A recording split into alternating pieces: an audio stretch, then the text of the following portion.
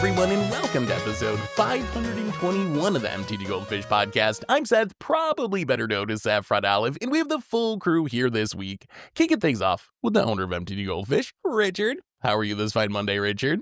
Good morning, Seth. Excited to talk about some Aetherdrift. Oh, yes, that's our topic for today. But before we get into that, we got another co-host in Krim. Good morning, Krim. How you doing today? Well, first off, it's not Krim. As you can see, I have full black hair. This is Dave. My name is just Dave now. Dave has a punching professional in. meeting today. Yeah. Dave, excited to be here. And yeah, I guess I went to go get my hair done, and I tried to do a new color that messed it up. So it's just like, you know what? We're just gonna go full black. We'll just go. I was gonna say, I don't know if I've ever seen you with just straight black hair. When was the last time you have not had colored hair? Has it been a while? I think like 2016. Okay. Okay. So I probably have never seen you without dyed hair. Again, happy to be here. Thanks for having me fill in for Krim. It's Dave. So, well, Dave welcome, from IT. Dave. So we have Dave from IT is here. So our topic today, we are talking Aetherdrift, and we are talking about the 18 Aetherdrift cards that actually matter for constructed Magic. So it is a big set. There's a lot of cards, but one of the secrets of Magic sets is when it comes down to it, not that many cards are actually playable in constructed. A lot are like for limited, for commanders. So today we're going to be looking at the 18 cards that we think are going to be best in constructed Magic. Before we get into our countdown, a quick reminder that today's show is brought to you by Card Conduit, and Card Conduit's the easiest way to sell your Magic cards. If you ever get tired of the hassles of buy listing, you can skip them with Card Conduit. You can use their curated service where you send in as many cards as you want with a buy list value of $1 or more and pay just a 5% service fee. And if you want to do a bit of work, you can use the sorted service where you list and sort your cards in advance and pay just a 2% fee. Either way, you're going to get a detailed report with the results in a fast payment once your order is processed. And you can even get another 10% off by heading over to cardconduit.com/MTGGoldfish. Card Conduit, it's the easiest way to sell your Magic cards, so thank you to Card Conduit for supporting the show. And let's talk some Aetherdrift. So we have a pretty big list of cards here, and the way we're going to do this, kind of like the Commander Clash podcast, where we put the list together, we're going to go around, take turns, calling out a card that we think actually matters from the set, and then at the end we should have a pretty good list. So Richard, you're first on the list. Why don't you hit us with an Aetherdrift card that actually matters? Okay. Disclaimer, I low-key think the set sucks, so I got the leftovers that Crib and Seth didn't want to talk about.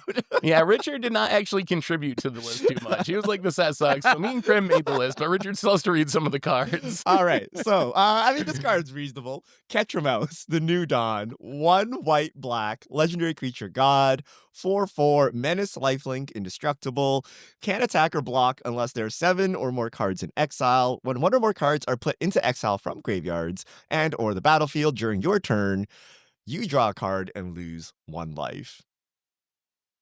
It's Orzhov control on the menu.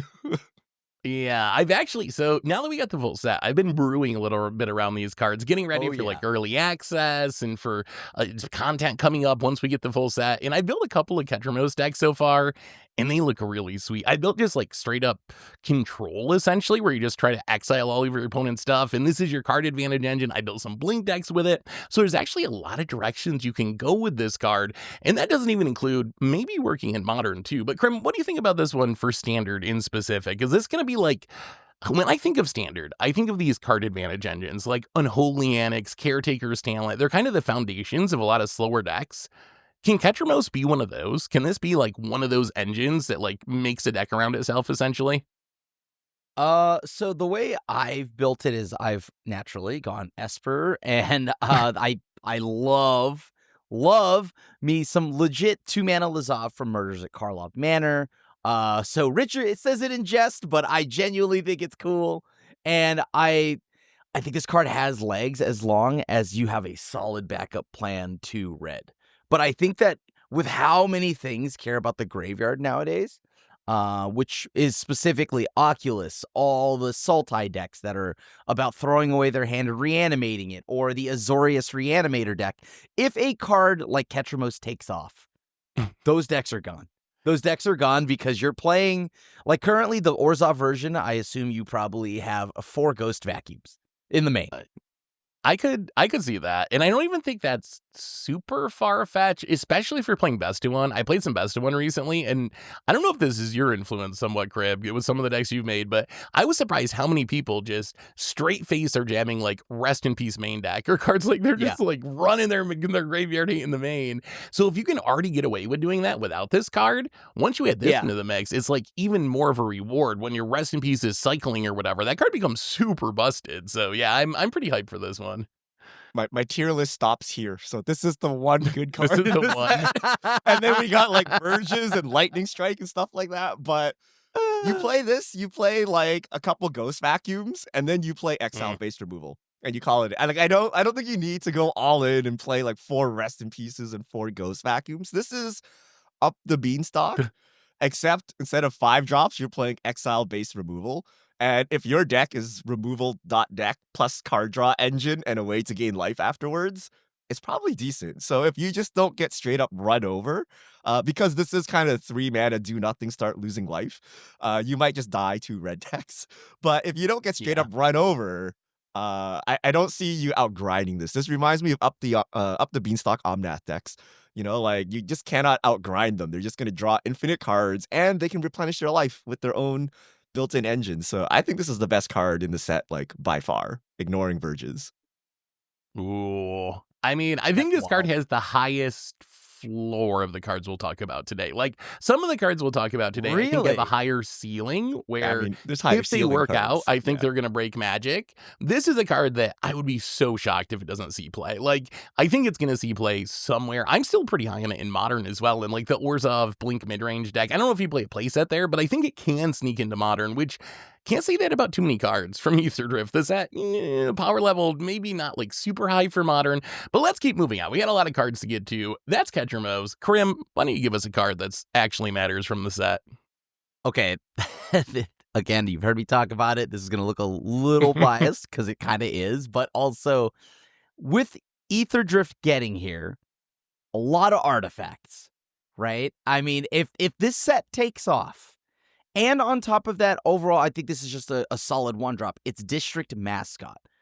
I know the first card I'm talking about is green, but it is 1 green, a 1/1, and it's a corgi. It's a corgi, so naturally I'm going to be excited. This creature enters with a 1/1 counter on it. Pay 2 mana, 1 and a green, remove 2 1/1 counters from it. Destroy target artifact. Whenever this creature attacks while saddled, put a 1/1 counter on it and has saddle of 1. So I just think this is a very, very good 1-cost card. And I think you had mentioned it a while back, Seth. The 1-drop human that was played in Standard, the one that also kind of... Hopeful Initiate, maybe? Something like that, yeah. Hopeful Initiate. This is like a Hopeful Initiate, except, like I feel like this is easier to get 1/1 counters on. And it goes in an already kind of existing archetype with the Selesnya Cage deck and things like that. It could spawn new archetypes hypothetically. Bright Glass Gearhulk looks really good, and this is something that you could tutor off of it. So I all around, I think this is just a good 1-drop.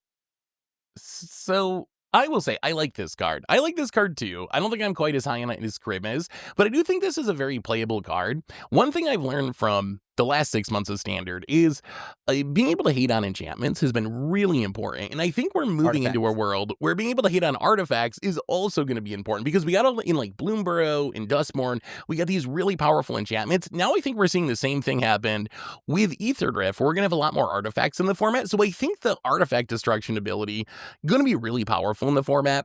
My only question is, outside like the Cage deck, I don't know what other tier decks it fits in. I don't know if I'd play in like Gruul or Golgari. Like, I'm not sure. Really, not in Golgari? Like, I don't know. Do you think it's worth it? I could see like a saddle deck or a +1/+1 counter deck. I'm not sure if I would jam this in just like Golgari midrange though. What do you think, Richard? You're the midrange expert. What's your take on this card? First of all, there's no artifacts to destroy. Okay, you guys are thinking about this like crazy world where people playing artifacts. There are not, like, the only played artifact right now is like Ghost Vacuum or something, right? But if you discount this like pseudo emergency ability, this card is still cracked, right? It comes down as a 1/1. Let's say you're on the play. You put it as a 1/1. Turn 2, you play a 2-drop, saddle. It hits as a 2/2. It's a 1-mana 2/2, right? So that's pretty good. chances are you get a third crack. And if you get a third crack with your 3-drop, this becomes a 3/3. It's a 1-mana 3/3. Which And is it just out of cut down range. It keeps going, right? And if they cut Yeah. down it's fine. It's a 1-drop. You know what I mean? This is actually just cracked because it's a 1-mana 3/3, basically. The only downside, which is kind of why I chuckled when you said the gearhulk, is if you draw this late, it sucks, right? If you draw this late, it's a 1-mana 1/1, whereas an actual 1-mana 3/3 is still a 3/3 if you top deck it on turn 4. But if you play this on curve, it's a crazy creature, and it's not even legendary. You can like stack them up. You can do all kinds of shenanigans, and then there's just random upside of artifacts. But I don't know that we'll see any that you And want to it's corgi. destroy. And it's a corgi. And it's a corgi. So And I think- aggressive Gruul decks, I think, or aggressive anything. I don't know if Golgari midrange is aggressive enough to want this, Sure. but any kind of aggressive deck will want this, regardless of this artifact destroying thing. Yeah. And I think we might have enough pieces to build like a saddle deck now. Like we actually got a bunch more support with Outlaws of Thunder Junction stuff. +1/+1 counters kind of the same way. Those are decks that I think there's enough cards that we can build a powerful version of them. They're just not tier decks at the moment. And this would fit really perfectly in any, once you had Ozelus or Agatha's Soul, additional ways to do counter shenanigans, the card gets even better. So yeah, definitely a very solid 1-drop. Well, let's move on. First card for me, I'm going to go high ceiling here. The floor is also pretty low. It could not work out, but we're talking Radiant Lotus, which for my money is still the highest ceiling card in the set. The most likely to end up being banned in some format, I think, is going to be Radiant Lotus. In Standard, yeah, I mean, I've been building some decks with it. There are funny combos. It can make a lot of mana. The finish isn't necessarily super obvious right now. My best finisher is like Boommobile, which sounds kind of meme-ish for my Radiant Lotus mana. So we'll have to wait and see if it actually takes off in Standard. But once you get back to Modern, is a replacement for something like Carrot Clan Ironworks, or even once you get back to Vintage, you have Mishra's Workshop, where these expensive artifacts really easy to play. So to me, this just screams like combo potential. Whether or not it realizes that potential, we're going to have to see. We got to play the games. We got to brew the decks with it. But I think if someone cracks the code of Radiant Lotus, it could easily be the card from this set that ends up getting banned somewhere. But what do you guys think on Radiant Lotus? We're not doing the Commander podcast, right? No. You're talking about it standard cards. This is, well, Standard, Modern, Legacy, Vintage. But yes, 60 card Okay. formats. Okay, so obviously I'm going to speak to the Standard portion of this, and I think this is so bad in Standard. Like, it's going to be Boommobile, cool. Crim, Boommobile. You know, okay. You know, All right, after you you come finish back to doing me. it and you end up with Boommobile, you're in trouble. If you just like That whip was this off actually the my top of your head, weekend, you're yeah. like fair. But Seth spent some time building this deck. He came up Oh, with yes, there's been Boommobile. some time. I'm here for it if you can make it work. Obviously, if you're telling me that this can like excel or bloom in this Standard, then I would love that. But it's gorgeous to look at. I think this is just specifically a Commander card. Maybe it breaks into Modern, because Modern and whatnot, there's tons of ways for you to cheat in this Lotus, right? Or it's Yeah. not exactly that hard to play. So, but in Standard, I think this is difficult unless you're playing Kona. I would agree that I think in Standard, it's probably going to be on against the odds. Like, I'm not expecting this to be like tier 1 Standard card. In Modern, I think there could be a possibility, though. Richard, what do you think on this one? Okay, No. so if you can tinker, is tinker legal in the old format? No, that's banned everywhere. No, yeah. like if you can cheat this into That's banned play, everywhere. then maybe you got something going. But if you needed if you pay like 6 hard-earned mana for this, you probably won't make it. But like any 6 mana card wins in those older formats, so like it doesn't really significantly change anything. It's like, can you give That's it fair. improvise, or can you somehow cheat it into, like, can you I don't know, reanimate this from the graveyard and then win? I don't know. It seems like a lot of copium, and then it only generates mana. Like, you still need the other parts to win the game. You know, like, in Modern, like, just cast Primeval Titan and win the game, right? Like, what Yeah. is all this work for? So I'm not a believer until I see a combo. And even in older formats with like Workshop, like, is this what you're workshopping in? Like, I don't know. So we got to you- see the specific cards. And is that combo even better? Because I'm sure if you resolve this, you can win the game. But is it really better than any of the alternatives, right? So You'll You'll get a kick out of this because I actually reached out to Joe, who writes This Week in Legacy Vintage 101. I was like, so what do you think of this card in Vintage? Because you got Workshop, right? It fits right in that deck. And he was like, it could be okay, but I'm not sure. I'm not sure it's better than Coveted Jewel. And I was like, oh my, Coveted Jewel. Yes. Okay, I guess I know nothing about Legacy or Vintage, yes. So apparently it's good, but not quite Coveted Jewel good in Vintage, maybe. I mean, Coveted Jewel, if you sneak it out as a Black Lotus plus draw 3, right? So basically, Black Lotus and Ancestor Recall all in one. All right, let's keep moving. Let's keep moving on. Richard, hit us with a card that matters. I'm sorry, I'm recovering from Coveted Jewel. Howlsquad Heavy, 2 to red. Creature, Goblin Mercenary. It's a 2/3. Start your engines. Other goblins you control have haste. At the beginning of combat on your turn, create a 1/1 red goblin creature token. That token attacks this combat if able. Max speed, tap it, add a red for each goblin you control. So Is this Rabble Master? Actually, I was gonna say, ignore the max speed part because I feel like that's trap text. That's never gonna happen. But it's kind of like Goblin Rabble Master, right? Like it doesn't get big itself like Rabble Master did, which was part of Rabble Master's power. But it planned. Yes. That is part of the plan, but it helps make up for that by giving your other goblins haste, which I think we're going into a standard that has Krenko. There's actually like a surprising amount of good goblins from Foundations. We have Runvelt Horde Master still. So I think maybe this could make goblins a thing in standard. What do you think, Grim? Like, what tier could a goblin deck in standard be? Is there any chance we end up with like a tier 2 style goblin deck, or do you think it's going to be like against the odds tier? I think that, funny enough, all the good goblins are going to be coming in from like this set, and then it's going to be Dominaria United, right? Those are the two and sets. Foundations, we got some good ones. There were some good, like Krenko. Right. They reprinted 4-mana Krenko. There's another 3-mana Lord. So there's a few things like that, but yeah. So are you mono red here? Because like I'm trying to like, I guess there's like a sort of playable batch of goblins, right? Like you have Sear Slicer Goblin, you have the Krenko as you had mentioned, and then I don't know. I guess the thing I think about when I think of goblins and how it plays in like Modern and all of that is just how good its early drops are, right? We're looking at all the 3-drop goblins and things that are expensive on the high end of the curve. So right now, is there anything else? You have you have Fanatical Firebrand. So I actually built a deck for this that I haven't got to play yet because we don't have the cards, but Fanatical Firebrand in the 1-drop slot, and then also Burnout Bastronaut, which is one of the Start Your Engines ones. That's the 1-mana menace that gets double strike eventually. So those are my 1-drops. You got Runvelt Horde Master, the Lord in the 2-drop slot. You have Sear Slicer Goblin, then you have a Dropkick Bomber, a Lord in the 3-drop slot, Howlsquad Heavy in the 3-drop slot, and then Krenko at the top end of the curve.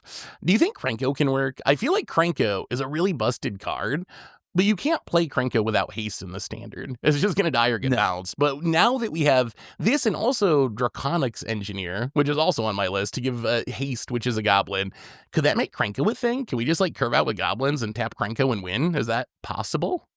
If we are all in on the game plan of winning with the 4-drop Krenko in a format where nowhere to run exists, I think that's a little scary, right? Yeah, it's a little scary, especially when it's like, oh, they made like you've seen those bounce decks, right? They're gonna have nowhere to run. They're gonna send it back every time. So I don't know. I think this Goblins deck just doesn't lack. It just doesn't have the punch, right, that I would expect of like older Goblins. I would agree with that. The whole deck, every 3-drop dies to like cut down.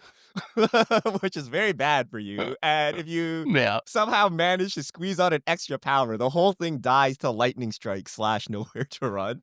So I think this is like nigh unplayable. The thing saving Rabble Master and what was it, like Legion War Boss, right? Like we've had these like 3-drop goblins playable in standard in the past. Is they were like army in a can that you can just jam into like random mid-range deck. This does like kind of nothing. In a random deck, like you kind of want to give the other goblins haste. I mean, I guess it's making a 1/1 that chump attacks every turn for you, but it's not giving that punch that the Rabble Master actually gave you. So I think this was straight up like 3-mana 2/3, nice cut down, bro, and like the game is over. I guess you start your engines. Is there any start your engines payoff? And then the payoff kind of sucks too, right? Like I Yeah, don't know because you what only get goblins are gonna mana. do with all this red mana, but I mean, I guess if you get there. Yeah, nothing.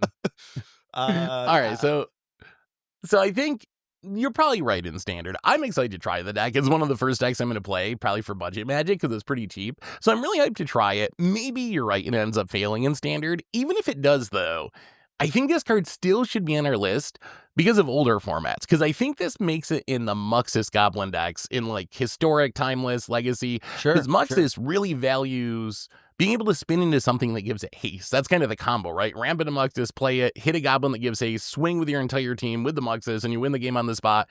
So I think this probably makes Muxus decks alongside Goblin Warchief as like an additional hit that gives your entire team haste. So I think that's the floor on this card. Maybe it's not a full playset in those decks, but I think it's got a shot in those decks with Muxus. Sure. That All right, makes sense there. Yeah. So then maybe Goblins works in standard. I'm gonna do my best to make it work. I will probably fail horribly, but standard. we will see. Yes, we just need Muxus in standard and we'll be good. All right, Crim, Okay. why don't you hit us with another card that matters? Okay. So the next card on this list, I think, is going to be one of the most popular cards going into the new set.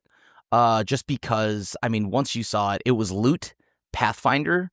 Which, for those that don't know, let me see here. So Loot it's 2 green, blue, red. It's got double strike, vigilance, haste.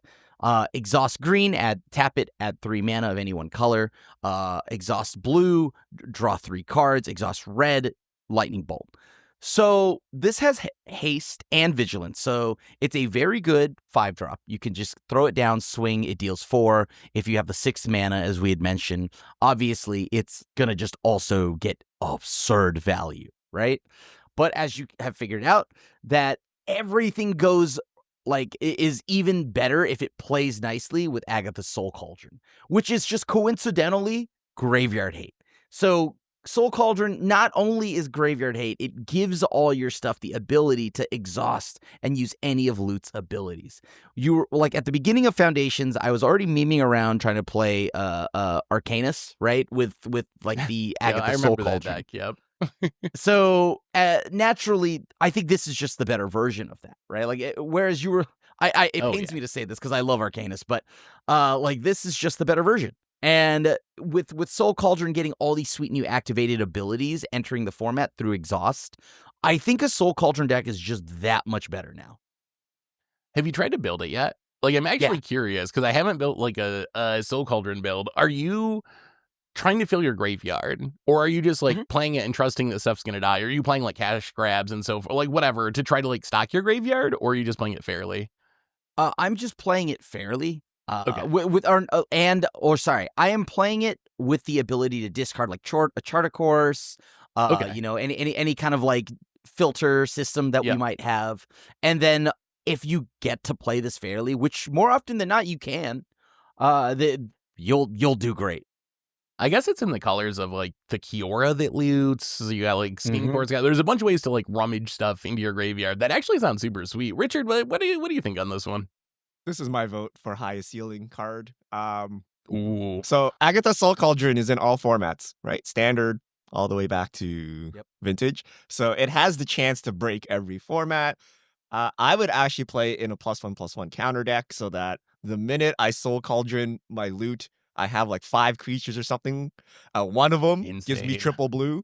And then I Ancestral Recall 3 times with the other creatures, and surely I can win the game now, right? So I think this actually has a legit shot of breaking, like, say, Modern, or at least becoming a deck. Standard probably gives a reason to run District Mascot for its artifact removal mode, right? So and a counter, yeah. I think if you can get +1/+1 creatures down, get a Soul Cauldron going, then I think you just win the game. So I feel this is the highest ceiling, but then maybe this is too janky and you can't get any of it. But even the floor of 5 mana, 2/4 vigilance, haste, double strike, it's not bad, right? Not just bad. play Loot fairly. Yeah, like it's kind of reasonable. It's like it's not the greatest, but it's not terrible. And if you live one turn, then you get to draw 3 cards and fix everything. So I think this is gonna be something special somewhere. Surely some format can use this. It's funny because I think the card's busted, and I thought it was busted without Agatha the Soul Cauldron. I think just playing it fairly, it's still a really strong card. We have like Llanowar in Standard, we have Overlord of the Hauntwoods. In these colors, it's pretty easy to like ramp up to 5 or 6 mana pretty early in the game. And then this just does everything. If you need cards, it gives you cards. If you need removal, it gives you removal. If you need mana, it gives you mana. So I feel like we'll definitely see this card in Standard. And once you add Soul Cauldron into the mix, then the potential is really endless. And that's where you could see it show up in older formats too. Real question for you guys. Can we play Teamer in Standard? Is this like a viable mana base that you can build? You already can. have Otters. Otters is a tier deck, which is Teamer. So you can build a Teamer deck that's reasonable. Because a lot of times in Standard, your mana base simply does not work out for the colors you want to play. So, okay. If you're in green, it gets a lot easier, especially if you don't mind ramping, because then you get Overlord in the Hauntwoods. You can play the new Lumbering World Wagon too if you want to, as like another secondary ramp spell. So there's a lot of fixing in green deck. So I think it should be fine, even though 3-color mana, if you're not in green, can be a little bit sketchy. I have run into that with some of my brews, but then doesn't that change now with the Verges? Yes, Verges are so weird. So yes, but then I find myself having this weird pressure to try to make sure I have enough basics or lands that have the land types to turn them on. Because if you just play Verges and like fast lands and pain lands and so forth, they don't turn on very quickly. So it puts a different pressure. But I've had some success with like Fabled Passage 3-color Verge mana bases with like some Surveil lands mixed in to support them. So I think you can make it work. But yeah, because now we get the blue-green one, the Simic and the Izzet one enter into this set. And then on top of that, all the Surveil lands, which you'll want to do because if you are Agatha Soul, you love surveilling. Well, let's keep moving forward on our list. And I got a card that we already kind of mentioned a little bit talking about goblins. Draconic Engineer. Let's go with that. 2 mana 2/2. Goblin Artificer has 2 exhaust abilities. Exhaust 1 red. Other creatures you control get hastened to end a turn, put a +1/+1 counter on it. So it becomes a 3/3 for 3 if you pay 1 more mana. And then exhaust of 4 mana, make a 4/4 dragon dinosaur creature token with flying. So Draconic Engineer. This card I think I'm hyped for. Not so much because of goblins. Yes, you can play it in goblins. I think it's going to be good if there is a goblet deck. But I think this is one of the most important exhaust cards, if any sort of exhaust theme. We have like the green 3-drop that returns from your graveyard whenever you exhaust. This has multiple exhaust abilities. Its first one is the cheapest exhaust ability. The other thing I'm hyped about with this card is this might make Raise the Past into a more real deck. We've seen some Raise the Past like mass reanimate all my 2-drop decks. The thing with those decks is you kind of win with Suspend 1. A lot of times, unless you're going to play some Aristocrat Sacrifice shenanigans to try to get around it, a lot of the times you like reanimate 10 creatures, 15 creatures, and then you just like cross your fingers so there's not a Sunfall, and the next turn you kill them. If you throw this into the mix though, you just pay that 1 mana, give your team haste, win the game right away. So I feel like this is the only creature in Standard that's 2 mana or less that actually gives everything haste.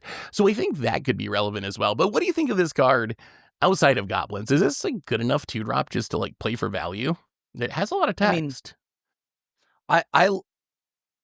The Raise from the Past decks, I was winning before with the life gain and the bat, right? Like you do alternate that, but you're right that it lacked the actual aggression or pressure.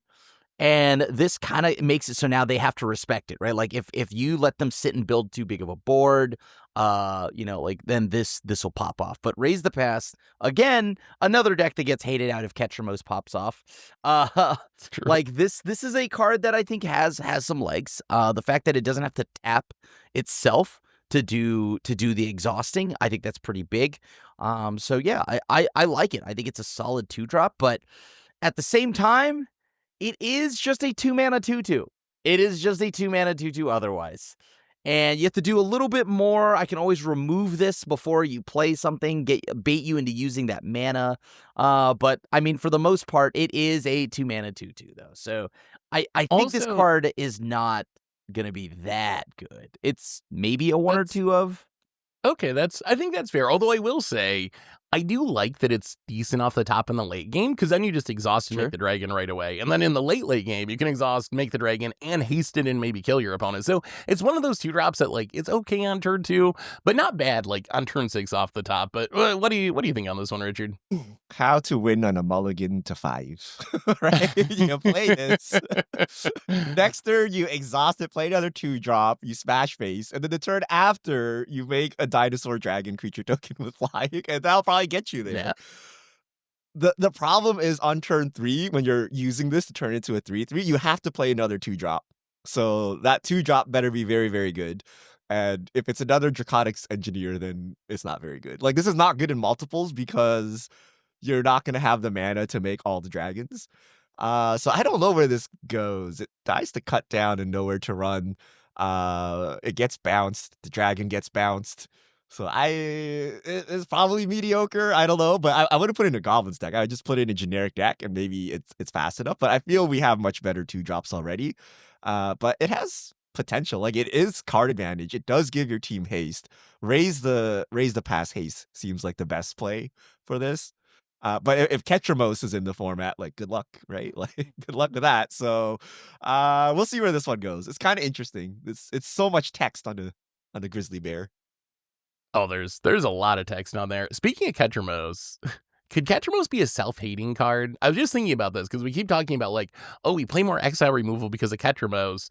But if everyone plays more exile removal, doesn't that make Ketramose worse too? Because then it gets around it's indestructible and just gets exiled. I wonder if it's, like, naturally kind of protected from itself because the stuff that's good with it hates on it too in a weird way. But anyway, let's keep moving on. Richard, hit us with a vehicle, I think. All right. Demonic Junker. 6 and a black. So 7 mana, 4/3 artifact vehicle. Affinity for artifacts. So it costs 1 less for each artifact you control. When this vehicle enters, for each player, destroy up to 1 target creature that player controls. If a creature you control is destroyed this way, put 2 +1/+1 counters on this vehicle. Crew 2. Who snuck this on the list? So Why did I read that card? So, what format is Richard, this playable believe in? it or not, hold on. I think You this love card these actually cost has reduction legs. effects. I'm surprised Yes. Richard doesn't like it. He loves cards like this or hates them because they're so good. Okay, Wait, yeah, even I if can it was see why 1 mana Richard would hate destroy it, a 'cause it's creature, I'm good. like, after all this build up, I can't. In Modern, would Affinity actually play this? I feel not. You would just play literally any other removal, like, Leyline Binding, the thing that like exiles something if you have Affinity for artifacts. It's an right? artifact, though. And in Yeah. Standard, like, I don't know, it's a vehicle. Like, if it slammed a 4/3 body that was like a real body, then you're like, okay, there's some point to this, right? But it's just removal that requires a lot of workaround, and your payoff is a 4/3 vehicle when you're done. Like, I think you're looking at it as a part and not the whole, right? I think the whole is that when you put it in a package that is the artifact deck, which format? which, by the way, has Winter Cursed Rider, right? Which is just a 2-drop. It has ward, pay 2 life, but artifacts you control have ward, pay 2 life. Okay? Then he has an exhaust ability. Exile X artifact cards from graveyard. Each other non-artifact creature gets -X/-X. So between that and all the new artifacts that are existing, I don't know. I mean, Is I there a feel card like that if there draws is- when an artifact ETBs? Then we could be talking. Oh, Okay. yes. There's the Hull Breacher card. And so you have a lot of artifacts that could see play now. If there is an artifact deck, I think this goes in. You want 5 of I them, think this by is the a way, to very- make this on rate for anything useful, right? You need 5 Okay, let me- artifacts in play for this to be like an on rate removal spell. Sure, but it's better than that, right? Because it's like, okay, it really only needs to be 4 mana, right? Because then it's like Chupacabra. Yeah. Let me sell you guys on this. Let me sell you. with a Chupacabra. Okay. You guys, okay, let me sell you on this card because I think we got to look more at the synergies because that's why I'm excited for Demonic Junker. So yes, just jamming this as a removal spell, it's kind of medium. But remember, we're in Standard where artifact decks, one of the key cards is Simulacrum Synthesizer, which wants you to cast artifacts mana via 3 or less because you make a Karnstruct. So this is going to be 1 mana, make a Karnstruct. Greater. 3 or greater. Yes, I always said 3 or less. Yeah, 3 or greater. So this is often going to be 1 mana, make a huge construct, which is pretty good and kill something. We also have Repurposing Day. This is one of the most important cards if the artifact Birthing Pod's going to work, because it's a 7 mana artifact that's actually, but it's 7 mana. So you can like play this and then get a Cityscape Leveler or get a Graz, like get one of these big 8 mana artifacts on the cheap. So you also have that synergy. And you have those synergies in Modern to some extent as well. Whether or not Modern actually wants to play this, that's I'm not as sold on, but I think it could be possible, right? Like, you're going to be casting it for 1 mana all the time, and if you have additional things it's triggering, that's why I think it's going to be good. Yeah. You got me on Birthing Pod, okay? I could see the pod chain in which this text is irrelevant because you just cheated your way into, like, an 8-drop. Yep. Are you going to be alive because you're holding a fistful of demonic chunker while you're trying to play 1 and 2 drop artifacts? Like, I don't know, but interesting. We'll see how this goes. Yeah. I'm not sold It's on more this. likely than you'd think, by the way, because we're forgetting about some old artifacts as well, right? Like, when I say old, we're talking like Lost Caverns of Ixalan, like the early portion. There's actually like artifact removal, like spring-loaded saw blade. Like you can do a lot of things in this format with artifacts. So you got the Edict one. So you can actually like play these 2-3 mana removal spells that are also artifacts on the battlefield to build up towards this. So you might still get run over by mono red because mono red's kind of busted when it has its best draws, but I think you can stabilize with an artifact deck in the standard. And this becomes a 6/5? Like, do you need to destroy your artifacts for any, I guess, creature, right? Like, do you need to destroy your creatures for any legit reason? Get their graveyard effects or get their leaves the battlefield effects? Oh, there's better reason for that. Yeah. No. I mean, we are getting Market Backwalker, that big like expel artifact thing. You could like destroy that to draw some cards or something. But honestly, I don't think I'll ever crew this. I think this is purely just like, it's a cheap artifact to trigger stuff. It's an expensive artifact to sack to stuff. But I can't imagine. It's a Spine of Isha that you can cheat in or something, right? Basically, yeah. Wait, I'm actually planning on crewing this. Hell, I even plan on building a deck to hurt people with Winter in this. See, I think Winter kind of sucks. I don't think that Winter is any good because it's not an artifact. You know, artifact deck, and like the cost of not being an artifact is really high. But I hope it works because it's a cool design. Encroaching at Mycosynth. Will this be the 3rd playable vehicle we've ever seen in Standard behind Smuggler's Copter and Heart of Purehead? We'll see. I guess the Chariot, Azeka's Chariot was another vehicle. Azeka's Chariot. That's 3 vehicles. It didn't feel like a vehicle, but Bankbuster saw a lot of play too. Oh, Bankbuster too. Okay. Speaking of Winter Dimir artifact cards, Krim, I think you got a Dimir artifact for us next on our list. What else actually matters from this set? I think I'm really high on Oildeep Gearhulk. I think at this point now, blue, black, lifelink, ward 1. When this creature enters, look at target player's hand. You may choose a card from it. If you do, that player discards that card, then draws a card. Now, I think in a format where red is dominant, this card's good. It just naturally has lifelink and ward 1, so it's already a little protected. Now, sure, maybe they double strike their mouse and then overrun you with the pump spell. But, like, hey, you played Oildeep Gearhulk, so you should see their hand that at least potentially ships one of those pump spells. And I think it's just a solid body, and being able, I don't know, to click somebody in the current year, it still matters. I think picking their best card, giving them, of course, if you need to, you can target yourself, like the old click trick. This has just got a lot of versatility attached to a nice body. I think for some odd reason we're not as high on it in the year 2024 or 2025, but I think Click is still really strong. I'm right there with you, Grim. I will say I think this is maybe the most underrated card in the set currently. Like, I read the Reddit post when this was spoiled. People were trashing this card. People think this card like downright sucks. I think this card's actually really good. Like you said, the click synergies are good. I like the big life-linking body. The biggest downside is it is tricky to cast, especially if you get into 3 colors. If you're straight to mirror, it should be fine. But once you get into 3 color decks, it becomes a little bit sketchier to cast. Sure. The other thing I found with this card is one of the coolest themes of Aetherdrift is like the self-discard theme, which is something we just haven't really seen supported before, where you got a bunch of cards that care about you making yourself discard. This is also pretty good in those decks because you have like there's like Crypt Caller Chariot, a vehicle when you discard, you make a 2/2 for free. So you can use this to like make yourself discard a card, draw a card, Monument of Endurance. So I think there's a bunch of different homes for this card, and I think it's just fine as a fair card. Like if you're in the colors, it's just a nice roadblock against aggro that also does the click hand check. But what do you think, Richard? Also, oh, go ahead, Greg. Well, one thing we're also overlooking is that outside of Nowhere to Run, the most popular removal spells go for the throat. Oh, right. Dodges go for the throat. Yeah, that's the whole change up. I don't know where Go for the Throat lands after. Though. You would just change and it. it's an artifact. Once this thing becomes Sure. Right? But what are you changing it to? Right? Because that's the issue. Like you go, don't shoot the, or whatever, shoot the sheriff. Might be shoot the sheriff is probably the competition. That has a lot of misses as well. That also, yeah. Fell. It's time for sorceries to rise. Sorcery speed, just murder. Just kill it. It's done. What do you think, Richard? You're not as high on this that one, Reddit right? thread. I thought this was absolute trash, but then you guys tried to convince me on the spoiler cast, and I'm thinking, okay, so you have one removal spell in your deck, or in your hand, sorry. They play this, they cycle it out, right? And then you're like, oh, now it sticks. But then you're like, even if I get hit twice by this and then remove it, I don't even care. Like, it's not even like that horrendous.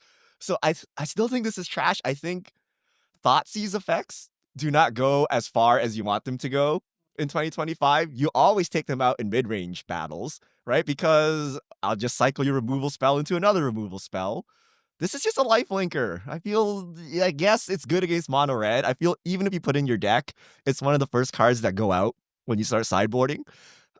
So it's like a role player, but I don't know that people are getting like super hyped as if this is, gonna make a deck or this is going to like solve all of your deck's issues. You're like, if I'm in Dimir and I feel there's a lot of red going on, I might put the main deck or sideboard. And like, that's about it. Like we have Vampire Nighthawk, we have Aclazots, we have all kinds of weird ways to gain life. A 4-mana 4/4 lifelink. I've never seen so many people excited over this. Like Ward 1 doesn't even matter, right? Like at this point, you have infinite mana to remove. And it's just cycle a card. Like your opponent has curved out already. I feel like it's turn 4. Like who cares? They're top decking, right? And when you Thoughtseize them, you're just gonna top deck whatever anyway. You got them one deeper. So I don't know. I just do not value Thoughtseize, especially a late game Thoughtseize like this. It's not a Thoughtseize, it's a click, which it's worse than Thoughtseize, right? Like way worse than Thoughtseize. I feel like I will target myself with this like half the time. I feel like that mode is being slept on. I feel like it's really I feel like the click mode is a sometimes thing, and I feel like it will almost be the default mode is this 4/4 Ward 1. Is 4-mana 4/4 lifelink essentially cycle a card, like draw a card on ETB? Like is that? Are you excited to play this? I think role player is a good characterization of this card, but I feel like role players make our list because I feel like this is actually going to see a role in some format more than some of the other cards from this set. So I think it's still yes, I don't think this is necessarily a 4 of going to change the format card, but I do think it'll definitely see play in the Dimir decks, and Dimir's the best color in Standard. So I think just having a purpose in Standard is enough to make it notable. Bench players and most are important too. Doing something. like doing something on ETB. I think that's very important in this format. And Ward 1 is actually a thing interpretation. against decks that try to bounce your stuff every turn. It's going to add up, right? Even this sound being 3 instead of 2, when you're doing it repeatedly, that ends up being a lot of mana over the course of time. That inherently protects the game. That's such a good. I think that's such a good deal, though, right? I hate that card. If they're using Nowhere to Run plus another removal spell to deal with this, that's great. Well, no, they know where to run. On turn 2, your 2-drop, and then they bounce this and then later, they bounce right? it. If they at use least 2 it's cards to OTE. eat this up, then that's great for you, right? Especially since you can. But then you're still remove a card from their you're hand. messing with their hand. Yeah. All right, let's keep moving on. I have a vehicle that I think is probably going to be the most impactful vehicle from the set. Valor's flagship. So Valor's flagship, 7 mana, 7/7, flying first strike lifelinker. You crew it for 3. You can also cycle it for 3, including a white mana, in X, and you get to make X pilots, 1/1 colorless tokens that saddle or mount as though their power were 2 greater when you cycle it. So Valor's flagship. I don't think you play this card fairly. I would be surprised if you're spending 7 mana to put this on the battlefield. On the other hand, I think this is like built for vehicle reanimation style decks. Like this is a card that I think Greasefang decks probably play some number of. You can cycle it to get in the graveyard, you Greasefang to get it back, and crew it up and smack your opponent. And in Standard, we actually have a bunch of artifact reanimation now. We got a new refurbish from Aetherdrift.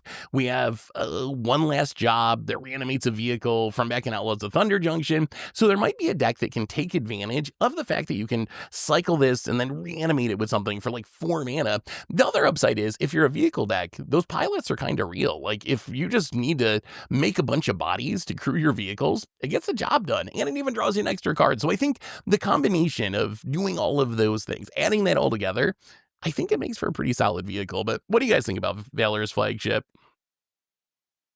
I feel like 99.9% of the time if I'm playing this, I'm cycling it. like and then Yeah. I don't know. I guess like would I really reanimate this or like Atraxa? I get it in like Greasefang, but I don't see this getting unless there is a pilot deck or whatever, but I just don't see that happening in Standard. This is a Greasefang only card. Like you need to reanimate Yeah, it, but you need to just crew Greasefang. it, right? And if you're like, well, I'll just make it by itself, that's a 4 mana cycle to make a pilot and then reanimate, and then it doesn't even have haste, so they can just remove it. So there's a lot that needs to go right for this to work. So there needs to be like some like insane card that reanimates specifically artifacts or vehicles, which is Greasefang, by the way. So other formats can use this, but in Standard, what do you do with this? So I will say the new reanimation we got, I'm trying to find the name of it because I don't remember the name of it, but it's 4 mana, reanimate an artifact, but if it's a vehicle, it turns into an artifact creature. So you do get a 7/7 lifelinker out of it, which is still maybe not as good of as Atraxa, but it does get around the you need to crew it problem. Dies to like the Doomblade, reanimation that we got. Atraxa like draws your whole hand Not again, go right? for the throat. Yeah, I don't think it's that good. Like, you need to be a deck that for some reason wants to be reanimating vehicles. I don't think it's going to be better than an Atraxa reanimator deck, but we also got like Salvation Engine, a big mythic vehicle that reanimates other artifacts. So there might be enough synergies that you can actually build a deck where it makes sense to want to reanimate an artifact rather than a creature just because of the synergies in your deck. What about Fairly? I don't know. Like as like the most cope White Sun Zenith you've seen in your life, right? Or once you've locked it up, you pay it as a 7 mana 7/7 lifelinker, and it's like a cope Baneslayer that helps you, stabilize and close out the game. Is there any world where a control deck or something like that would play this? Oh, Krim, you're the control master. Can this be a control finisher? Cycle it, cast it, attack them. GG. No, like this is just not gonna cut. Not even Right? Like the idea. Dude, what am I gonna do with this? This is so bad. Otherwise, I mean, maybe it. I don't know, like, cause it was good when like you had Shark, right? Shark was able to do something. That's true, right? Like, but Shark was a much better thing and a way more respectable. Like, if I believe it or not, I know that it's blasphemy to even say this, but I've hard casted Shark Typhoon in that stand, right? I know that's you're how not you win, supposed to, right? but like like that's how you can win, right? If I hard cast this, I'm losing, so it is always bad, right? Like this is always a cycle. And that's a good point. If you're at 7 mana, is it better to actually cast it or just cycle it and make 4 pilots? I it would might just never always cast be it. better to cycle it now that I'm thinking about it. I'm surprised of all the vehicles, you actually didn't mention the Last Ride. I felt like that one is more playable than this one, in my opinion. Ooh. The Last Ride is just Death Shadow on a vehicle. It's a 1 black legendary vehicle. I mean, that's maybe why, because it's legendary, whereas Death Shadow isn't, but it's Last Ride gets -X, where X is your life total. And then you could pay 2 in a black, pay 2 life, draw a card as crew 2. I feel like that's probably more likely to see play in like Standard or something, because you can definitely ping yourself. You're going to lose life. Red will do that, I promise. Red will get you nice and close. But what about this card? Well, you can't necessarily, it's hard to monstrous rage over it. it's hard to, like give enough nowhere to runs to get rid of this. So like, I don't know. I like this card Interesting. So I kinda wrote over Valor's flagship. Okay, so I think I was focused more on older formats where I think that Last Ride is a trap card. I thought Oildeep gearhulk was one of the most underrated cards. I actually think this card's one of the most overrated cards. I think people see it and they read Death Shadow and they're like, oh, Death Shadow's good, so this is good. And they don't consider that a Death Shadow deck usually just has huge Death Shadows, so they don't especially want to tap to crew another Death Shadow. Like, what's the point in playing a Death Shadow if you got to tap down a Death Shadow to turn it into a Death Shadow? But in Standard, maybe you can build a sweet deck around. I haven't tried to brew around it in Standard. I do think in Standard it could be cool, but I think as far as like Modern or Legacy Death Shadow, I don't think it actually works. I'd be surprised if it actually caught on there, when I'm relatively confident that Valor's flagship makes it in Greasefang, at least because of the cycling. But Sure. what do you think of Valor's flagship probably makes Greasefang. Okay. Do you think can it work you can in like crew Modern? it with the Mutavault, okay? So if you were to do this, but usually Death Shadow decks don't play enough lands to play Mutavault. Like, they're very low on lands and they need their colors. But it's a vehicle, so like you can't remove it if you have like a creature removal. But the problem is in Modern, everyone just plays like Leyline Binding and like stuff that just removes everything now, so it doesn't matter as much. I don't see you ever activating it. And then we have the whatever the kicker thing is, the 2-mana Death Shadow type thing. So they're already up to 8 shadows plus unearths or whatever. I don't know that you need this, but Mutavault crew the Last Ride and smack him. That is cool. That could happen. If that happened in Standard, Oh. like I feel that's a Standard thing, right? Because we don't have the real Death Shadow or any of that support. You play some kind of creature land to get around the fact that you need to crew this thing. Legendary sucks. You can't stack them. Yeah, that part's That's the only annoying. thing that sucks. Yeah, it probably sucks. Bloodghast Everything's back. legendary these days. I'm gonna try building Bloodghast around it is in back. Standard. Bloodghast is back. That is true. Oh, And Bloodghast is Bloodghast. a very good crewer. Yes. Yeah. All right, let's move on. I think we've reached our last round. So these are the last cards that actually matter from the set. Richard, you got an entire cycle of cards to All right. to bring up. What do we got? We got another 25% of Verges. Okay, so this completes every 2-color pair, but because they are biased towards 1 color, meaning that when you don't have a land of the right type, they add 1 color. That color kind of matters. So what we have is the Orzhov one, which starts black. We have this Izzet one, which starts red. We have the Boros one, which starts white. We have the Golgari one, which starts green. And then we have the Simic one, much to the chagrin of Phil, that starts blue. So our mana got better in Standard. Yeah. It probably I mean, changes what archetype survive. Like, it really does matter. Like, if you have a 1-drop and your Verge doesn't generate that color, like, your deck is, like, kind of scuffed. All right? And in Dimir, I've had all kinds of mana issues, running Verges, right? So this is a real thing, and it certainly makes mana better. Does it prop up any existing decks that couldn't be run because of scuffed mana? I don't know. I mean, think- we're looking. Oh, go ahead. We're looking at Sultai, right? You could go into Sultai now. You have better Teamer mana, right? Because now the blue-red Verge is huge. I think blue-red and blue-green Verges are really nice here. So yeah, I think specifically the loot colors. I mean, they all the artworks have loot on them for a reason. And I've been playing too much Marvel Rivals, so you could see a Doctor Strange portal on the artworks. And so it's the good old team up of Doctor Strange and loot going through the Loot have the multiverse. sling.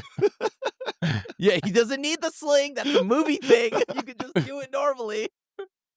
I think Golgari, I think, also benefits a lot from it, just because the Golgari Verge makes green when it comes in, right? And if you're playing Golgari, you really want turn 1 Llanowar Elves, and then you want the black like later to cast your 3-drops and 4-drops. So I think that improves Golgari a lot. I also think if you just look at the meta, it seems like there is a correlation between 2-color decks that have Verges compared to 2-color decks that don't have Verges. Like, Dimir has a Verge, Golgari's the exception, Gruul has a Verge, so Azorius has a Verge. So it seems like the 2-color decks that are having the most success, and maybe it's not related at all, maybe it's card pool or whatever, but it does seem like having that extra dual land is correlated with decks being better in the meta. So I think it is going to have an impact, especially for the colors that were missing a Verge up until now. Just going from like, there's 2 untapped dual lands, right? You get the fast lands and you get the pain lands. A deck going from 2 untapped dual lands to 3 untapped dual lands, that is a meaningful improvement to your mana base and the consistency of it. So I think they're going to have a big role in Standard for sure. Crim. We got some uncommons to wrap things up today. He actually got 2 cards this time. What are a couple of uncommons we think actually matter from this set? Okay, so this isn't just like I had to pick an uncommon. It just happens to be I would They pick just this happen to card be just uncommon, because yeah. it is good and it just happens to be uncommon. And it's a reprint. I think Spell Pierce. We all have been talking about it like, oh man, Spell Pierce being back, it may not seem like anything new because it's existed before in older formats, but I feel in this exact standard that we're in, Spell Pierce might be the best it's ever been.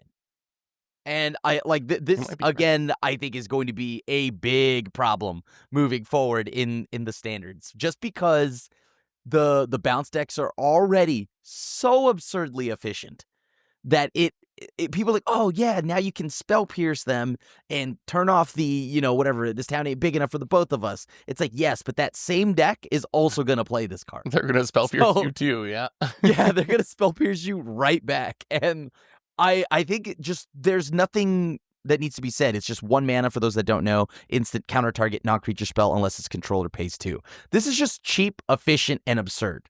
Like yeah. It's such a big deal for Standard. Like, I think, honestly, this might be the most impactful card right away, like release week, in Standard from the entire set. Because I think it goes in the best decks in the format. It's a really, really powerful effect. And it also goes in a bunch of lower tier decks, like slightly lower tier decks, like the Zorius Oculus decks, the Floodcaller combo decks, like the Sultai Crabblink decks. There's so many homes for this card. And it becomes also one of the best ways to answer sweepers right out of those decks. If you're worried about getting Sunfall out of your Tempo-y style deck, this becomes a go-to since you only have to leave up a single mana. And we just didn't have a 1 mana counter like this in the format before. So yeah, I think Spell Pierce is going to have a really, really big impact. A little bit nervous about it showing up in the Esper and Dimir like self-bounce decks, but I also like that it can protect against Sunfall. So good news and bad news. Is big mana stuff off the table now? Because like this is so efficient. I'm like actually worried about this card out of everything that we've talked about today. I think this is my pick for best card. Eldrazi. Oh, that's that is, I know it's super going boring, out on a limb, eh? But actually, it's proven. And right now, the best decks in the format are tempo decks. And guess what? Guess what tempo decks love? Out-tempoing you on counter spells. You pay 2 mana to try to remove my thing. I Spell Pierce it. You're gonna wait for 4 mana to try to spell. You're gonna be dead by then, right? So it's insane that this is here. I hope there's something to disrupt the bounce decks. Otherwise, you're gonna be even more miserable, right? Like you might as well just give us like mana leaks and like these are all tempo cards, and the best deck in the format is already a tempo deck. I will say, this makes Oildeep Gearhulk's ward a little more significant, right? So a ward 1 kind of matters now because you're trying to play around Spell Pierce, then you gotta play around the ward 1, and then at some point you just can't wait to have like 5 extra mana to like get ready for all of this. So it helps with like the little wards. But I don't know, man. Dimir being best deck in format and getting Spell Pierce is a little sus. Yeah, and then the one other thing I wanted to mention was intimidation tactics. This one is another card that you may not think it's much on when you read it, but it's just a black target opponent reveals their hand. You choose an artifact or creature card from it, exile that card. We have dreams of oil and Steel and oil or whatever it is, right? Yeah. But the one thing here is like that takes what? Enchantment? Or no, it takes. Oh God, I'm always of oil and steel, right? I think it hits the same stuff. Does it not hit the same stuff? It hits the same stuff, but it doesn't hit the this doesn't hit the graveyard, but you are exchanging that for the ability to cycle. Yep. Now, I know that this is one of those things where it's not flashy, it's not going to jump off the page, but the ability to cycle adds a lot. because when you draw these cards, like how Dreams of Oil and Steel made up for itself is that you could hit the yard, but sometimes that's just not good, right? Like, you just don't need that. So like having the ability to cycle, get gas, I think is one of the biggest things you can have attached to like some kind of even more conditional duress. Yeah, I mean, I think the card's good. The other thing I wanted to point out, and this is a perfect segue into my last card, the last card of our 18 that actually matter, which is Lightning Strike. So Dreams of Steel and Oil was from Brothers War, so it's going to rotate in August, whenever we get it, not that long in the future. So I think this is going to be the replacement, right? Worst case, and it might be better right away because it's cycling. Worst case, even if it's not better right away, this is going to be the default version of this in a few months once we get to rotation. And I think that's why the Lightning Strike reprint's notable. Lightning Strike would have rotated in August, but instead with this reprint, it's going to be in Standard for 3 more years. It's a 4 in the mono red decks in Standard. It's obviously not Lightning Bolt, but it is good enough to see Standard play in like top tier decks. So I think the fact that that's going to be sticking around for 3 more years is actually kind of notable. So it doesn't change anything right away, like I said, because it's already in the format, but long term, knowing it'll be around, good for on our red players, I guess.